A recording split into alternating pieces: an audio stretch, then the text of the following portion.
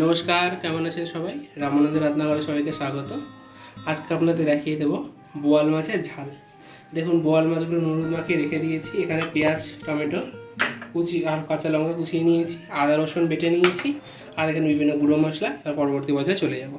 ভেজে কড়াই বসিয়ে দিয়েছি, এবার দিয়ে দেবো হচ্ছে রিফাইন তেল। এখানে সর্ষের তেলে ব্যবহার করতে পারেন আপনারা। মাছটা ভেজে নেবো প্রথমে, তেলটা গরম হলে। তেল গরম হয়ে গেছে, এবার একে একে মাছগুলোকে ছেড়ে দেবো। ঢেকে ভাজতে হবে, নাহলে মাছটা ফাটবে। মাছটাকে 2 পিঠ লাল করে ভেজে নিয়েছি, এবার তুলে নেব।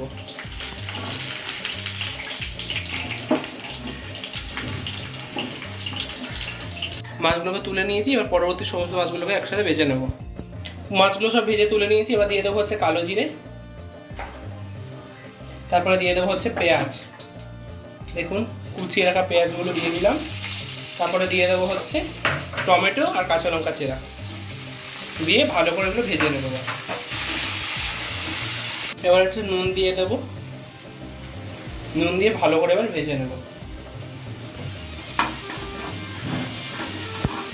পেঁয়াজ আর কাঁচা লঙ্কা টমেটোটা ভেজে নিয়েছি, এবার দিয়ে দেবো হচ্ছে আদা বাটা আর রসুন বাটা, আর দেবো আপনার হলুদ গুঁড়ো, জিরে গুঁড়ো, ধনে গুঁড়ো, লঙ্কার গুঁড়ো দিয়ে ভালো করে এবার কষিয়ে নেব।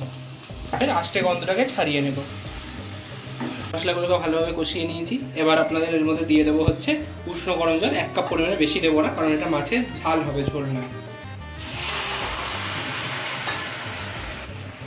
নাড়িয়ে দিলাম। এবার হচ্ছে ভালোভাবে ফুটে যাওয়া পর্যন্ত অপেক্ষা করব।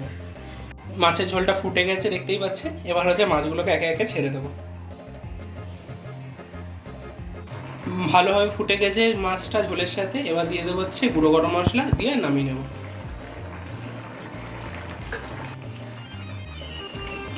নামিয়ে নিয়েছি, দেখতেই পাচ্ছেন। খুব সুন্দরভাবে আমাদের বোয়াল মাছের ঝাল তৈরি হয়ে গেছে। ভিডিওটি কেমন লাগলো কমেন্ট সেকশনে জানাবেন। একটি লাইক, কমেন্ট এবং শেয়ার করে দেবেন। আর আমাদের চ্যানেলের পাশে থাকবেন। Thanks for watching.